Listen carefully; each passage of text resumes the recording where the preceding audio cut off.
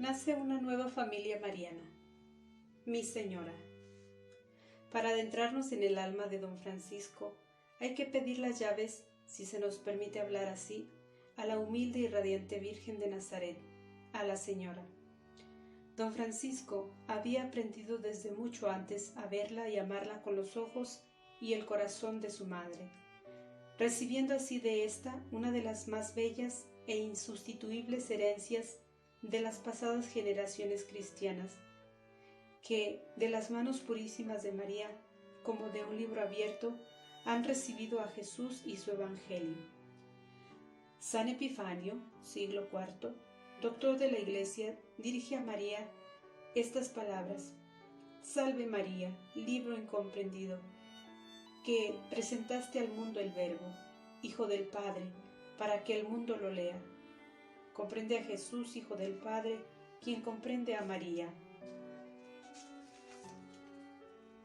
De esta autorizada afirmación del Santo Doctor, hemos de concluir que cuanto más se sabe leer y amar el libro sin mancha que es la Virgen Santísima, tanto más se comprende y se ama el Verbo de Dios. La historia lo demuestra abundantemente, también la historia de nuestro don Francisco. Nosotros lo recordamos cuando todavía era niño, de 8 años, totalmente inmerso en la Inmaculada de don Plácido. El libro tan divulgado de San Alfonso María de Ligorio, Las Glorias de María, llega a ser su lectura preferida apenas entra al seminario de Nápoles. El nombre preferido y más invocado en tierras italianas, sin que él se dé cuenta, es el de la Madonna, Mi Señora. El seminarista y el sacerdote don Francisco tiene hacia su dulce Señora los latidos de los grandes apóstoles. Querría recorrer continuamente los pueblos para llevar las almas a Jesús en nombre de la Señora. En 1854, Pío IX, el Grande, proclama solemnemente el dogma de la Inmaculada. Don Plácido y don Francisco triunfan en el triunfo de la Virgen Purísima y de todos los católicos. Los dos sacerdotes se encuentran, se miran a los ojos radiantes y se abrazan. 4 años más tarde sucede algo extraño y maravilloso en Lourdes, pueblo desconocido de los Pirineos. Se aparece varias veces una blanca señora que declara ser la Inmaculada Concepción. Venía pues del cielo la confirmación del dogma. No pocos exhortan a no hacer caso. Fantasías de pobres mujeres. Pronto no se hablará más de ello. Pero no es así. En Lourdes, allí suceden cosas nunca vistas. Ha brotado una fuente de agua milagrosa y del mismo modo ha nacido en la gruta de las apariciones un fuerte clima espiritual que conmueve y convierte a las almas. A Lourdes acuden muchedumbres cada día más numerosas. Perdido entre los muchos peregrinos, va también Francisco. ¿Cómo podía dejar de ir? Lourdes y la península sorrentina. Peregrinar a Lourdes en tiempos de don Francisco era una empresa de gran penitencia, posible solo con un gran amor hacia la Madre de Dios. Era un viaje interminable, con medios muy incómodos, con imprevistos y contratiempos, sin fin, comiendo y durmiendo cuando y donde era posible. Hay que decir que don Francisco estaba muy lejos de renunciar, como se deduce del hecho, que volviera a Lourdes cada año mientras la salud se lo permitió. También hay que decir que en la gruta de las apariciones, el alma de don Francisco debía sentirse arrobada, como si aquella fuera una rendija a través de la cual pudiera extasiarse, contemplando un ángulo del paraíso. Para él, Lourdes era la Señora Inmaculada, y la Señora Inmaculada era el corazón de su corazón.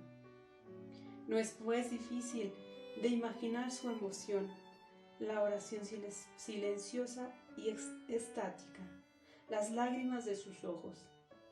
Y fue ciertamente en uno de sus primeras peregrinaciones cuando sintió dentro del alma el toque de la Inmaculada y la sugerencia de la Madre Dulcísima, dar origen a una nueva familia de almas consagradas, una familia quizá pequeña y humilde, pero totalmente dedicada a honrar la Inmaculada, seriamente empeñada en vivir el mensaje de Lourdes. Él habría querido corresponder personalmente a la ternura de la Inmaculada hacia la Iglesia. Él personalmente habría querido vivir del modo más total el mensaje de Lourdes. Pero, ¿quién era él, pobre y miserable don Francisco? Era necesario asociarse a otras almas generosas y ardientes. Por otro lado, aquella idea, nacida quién sabe cómo en su corazón, y que crecía cada vez con más fuerzas, ¿no era quizá una petición de la Inmaculada? Don Francisco está cierto. Es en verdad su señora quien se dirige al corazón de su pobre sacerdote. Él ve ya a grandes líneas la nueva familia religiosa femenina. Deberá consagrarse al bien espiritual del prójimo, pero también a las necesidades materiales, especialmente de la gente más pobre y del campo, con ejemplaridad individual y comunitaria. Deberá enseñar la devoción a la Inmaculada.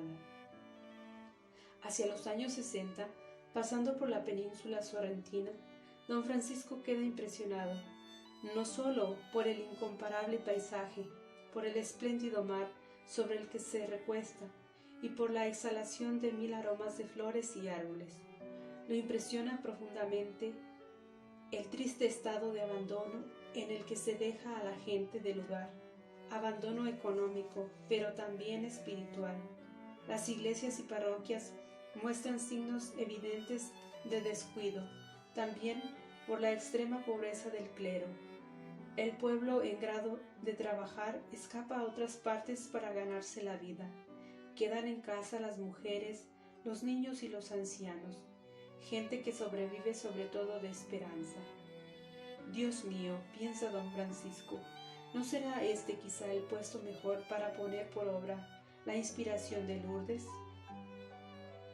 Dos problemas resueltos. Poseído totalmente por la inspiración de Lourdes, don Francisco vuelve a la península sorrentina y termina deteniéndose en Masalobrense, localidad que nada tiene que envidiar a las otras de la península, ni en belleza ni en pobreza y abandono. En un sitio espléndido llamado La Arolela, compra una casa pasable, aunque necesitada de arreglos. El trabajo de restauración empieza enseguida, lo mismo que el trabajo más importante, la evangelización, sobre todo de los niños. Él mismo se dedica a ello y también se hace ayudar por algunas muchachas piadosas que podrían llegar a ser el inicio de la nueva familia de almas consagradas. La catequesis, es decir, la misión apostólica que don Francisco indicaría a sus hijas como la primera y más noble tarea, inicia oficialmente el sábado 20 de abril de 1872. Había, sin embargo, dos problemas por resolver: encontrar una religiosa ya experimentada en la vida consagrada, comunitaria, para reunir y formar a las jóvenes que la señora mandaría, y además era necesario alcanzar también una señal del cielo. ¿De qué cosa se trataba? Era una encantadora estatua de la Inmaculada que don Francisco había visto a pocos pasos de la casa que acababa de comprar. Fue un descubrimiento inesperado y muy significativo. Precisamente una estatua grande y hermosa de la Inmaculada, muy cerca a la que sería la casa madre del instituto. ¿No era esta una señal del cielo? Y su señal, que hizo saltar el corazón del piadosísimo sacerdote, estaba abandonada entre la maleza y las ruinas de una capilla rural olvidada. Había que localizar al propietario. Se trataba del barón Calotti, que residía en Nápoles. Ilustrísimo señor barón, usted debería darme esa estatua a mí, pobre sacerdote. Naturalmente la pagué. Reverendo padre, las estatuas no se venden. La respuesta, aunque bajo el signo de la fe, llenó de desilusión a don Francisco. ¿Cuánto puede muchas veces una palabra de personas importantes. Si el arzobispo dijera una palabra de recomendación, el arzobispo le responde: si no te da la estatua, compra la finca y tendrás la estatua. No hubo otro camino. Las escrituras de compra se estipuló el 23 de enero de 1874 y la bella estatua de la Inmaculada pasó a ser de don Francisco, es decir, de su instituto. Decíamos que hacía falta también una religiosa ya experimentada en la vida comunitaria para guiar las anheladas nuevas vocaciones. ¿Dónde encontrarla? El mismo don Francisco la había encontrado, la conocía, la estimaba. Había sido penitente suya por mucho tiempo en el monasterio del Sagrado Corazón de Jesús en Nápoles. Pero están de por medio las leyes eclesiásticas, mucho más serias que cualquier varón. No importa, reza a la Inmaculada, va al cardenal, arzobispo y le pide la dispensa especial para aquella religiosa. Su eminencia ha de saber que ya hay jóvenes prometedoras que podrían llegar a ser eficaces apóstoles entre nuestra gente abandonada, pero es preciso que alguien las guíe en su vida comunitaria. ¿No le parece, eminencia? El purpurado guarda silencio por algunos instantes y después dice: sí, de acuerdo. Es concedido el permiso a la religiosa, que se convierte en Sor Inmaculada del Sagrado Corazón de Jesús, la primera plantita segura de un jardín que estaba naciendo. La nueva familia religiosa. San Francisco de Asís llegó a ser fundador de una nueva familia religiosa sin tener al inicio ninguna intención de hacer de fundador. San Pablo de la Cruz, por el contrario, quiso claramente lo que puso por obra con la fundación de las Pasionistas. Las monjas visitandinas tienen como fundador a San Francisco de Sales, que se había propuesto dar vida a esta familia. Don Francisco, tocado por una gracia especial, a los pies de la Inmaculada de Lourdes, piensa inmediatamente en una familia religiosa femenina, que sea no solo mariana, sino también especialmente dedicada a honrar y hacer honrar la Madre de Dios bajo su título más glorioso de Inmaculada. Totalmente movido por este viento del Espíritu de Dios, don Francisco sueña y piensa también elementos ciertamente significativos, pero no esenciales para la nueva familia mariana, puesto que la Blanca Señora de Lourdes se declara Inmaculada Concepción el 25 de marzo, fiesta de la Anunciación. El número 25 llega a ser sagrado para don Francisco, que lo aplica a sus religiosas. Oh, si fuesen 25 comunidades de 25 religiosas cada una. Por otro lado, era preciso que su primera casa recordara Lourdes, también en el estilo de sus edificios, la gruta, la fuente de agua, elementos sin duda secundarios, pero que indican claramente el mensaje de Lourdes que el Padre Fundador propone a sus hijas para que sea vivido fielmente. Padre Fundador, no es poco, sobre todo la palabra Padre, sacerdote siempre ejemplar, piadoso y fervoroso. Don Francisco entra como en un nuevo carril espiritual después de su impacto con Lourdes. Se pone en el lugar de Bernardita y escucha atentamente a la Inmaculada que repite: penitencia, penitencia, más que antes, querido don Francisco.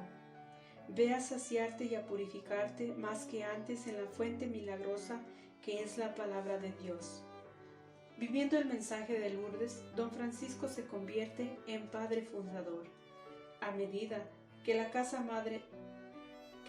de Masalubrense se va poblando de jóvenes aspirantes a la congregación religiosa, el Padre escribe las reglas que codifican su disposición y recomendaciones cuidadosas.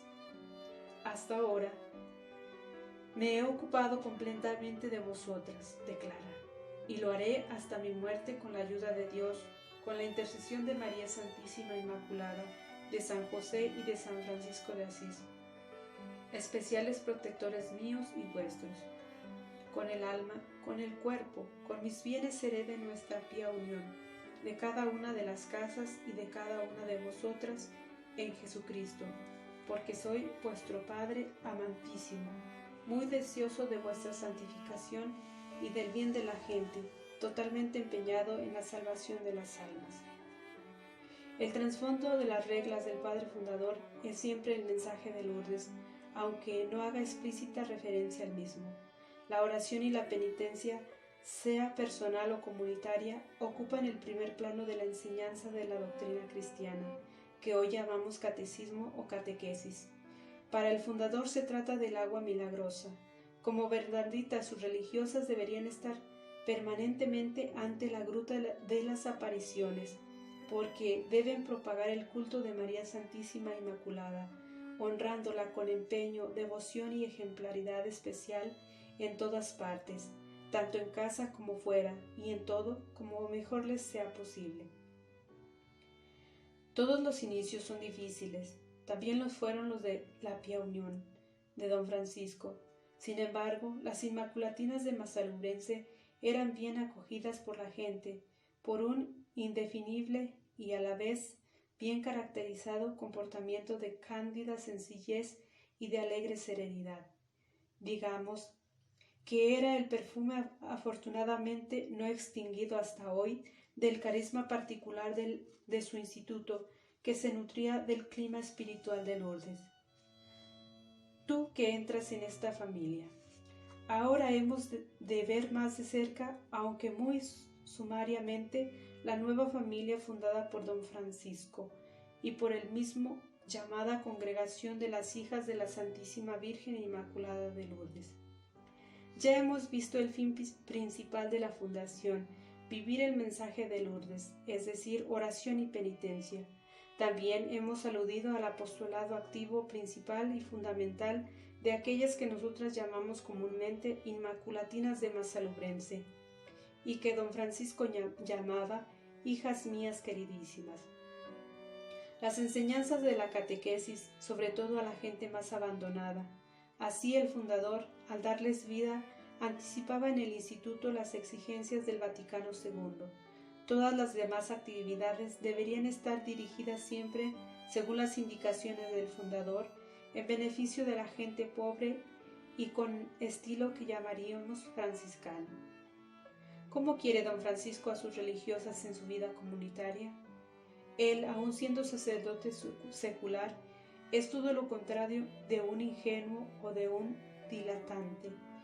En cuanto a la vida comunitaria religiosa, algunos detalles solamente. Si hubiéramos entrado en la casa madre de Massalurense, habríamos visto en el lugar más frecuentado por las hermanas una tablilla en la cual el fundador había escrito: «No habitará en mi casa quien sea de trato soberbio».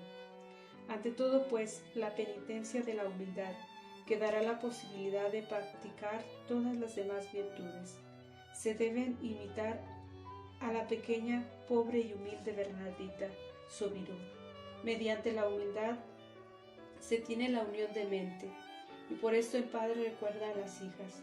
La unión de mente forma una sola voluntad en el amor a Dios, a lo que Dios manda. La palabra del Padre alguna vez se hace cortante. Tú que entras en esta familia, escribe a todas, renuncia a tu voluntad, oh hija. Practica siempre la humildad y estarás segura en la castidad. Sobre esta base sólida, indispensable en todo tiempo y lugar para las comunidades consagradas, se iban formando las queridísimas hijas de don Francisco. También hoy las Inmaculatinas de Massalurense están empeñadas en traducir a la práctica la recomendación, más aún el mandato paterno del venerado fundador. Amaos siempre en Jesús y María. La caridad, la humildad, la obediencia, el silencio, os sean virtudes queridas. Solo así tendréis paz y seréis felices, perseverantes y alegres en la pía unión. Mientras don Francisco estaba consumando sus bienes y su misma vida por la familia de la cual se sentía profundamente padre, no estaba satisfecho de la aprobación y de la benevolencia de los obispos diocesanos. Anhelaba por lo menos la bendición del Papa, y tuvo esta alegría una primera vez en 1883, cuando fue a Roma para una gran asamblea de sacerdotes italianos. El arzobispo de Nápoles, Monseñor Guillermo Sanfelice, lo presentó al Papa como fundador de una familia religiosa.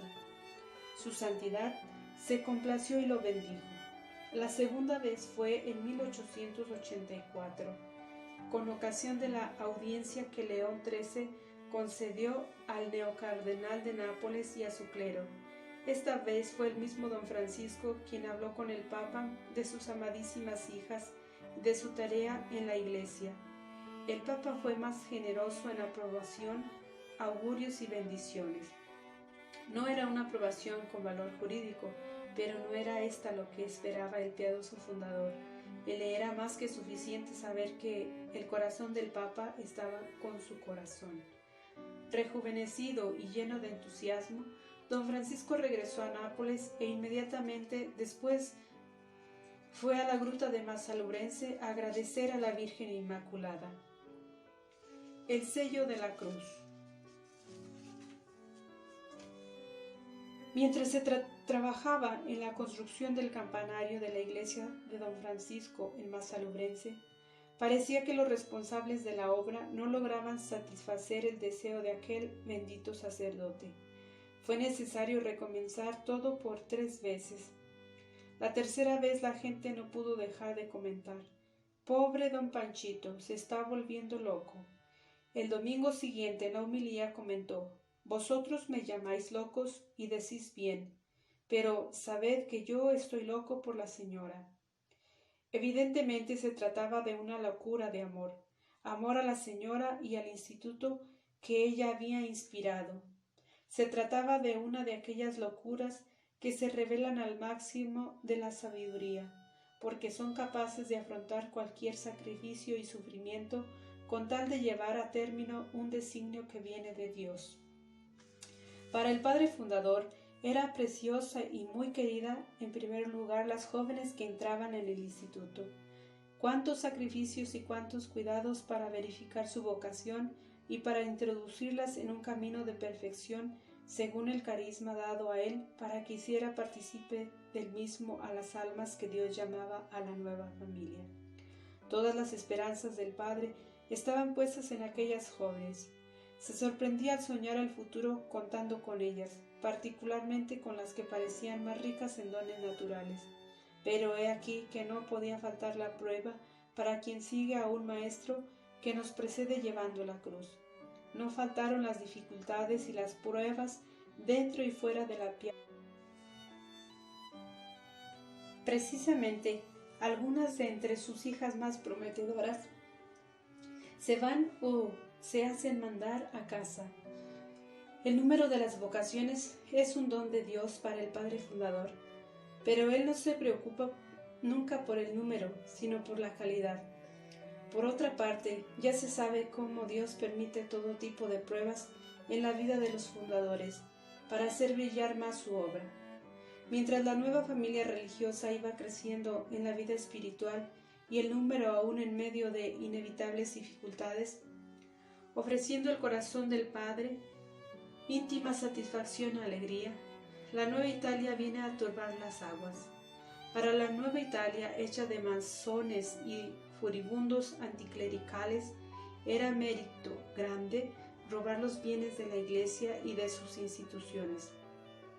El cardenal Sixto Riario Sforza, arzobispo de Nápoles, había preferido el exilio en los años 1860 a 1866, antes que someter las obras pías, eclesiásticas y religiosas a las exigencias injustas del gobierno civil.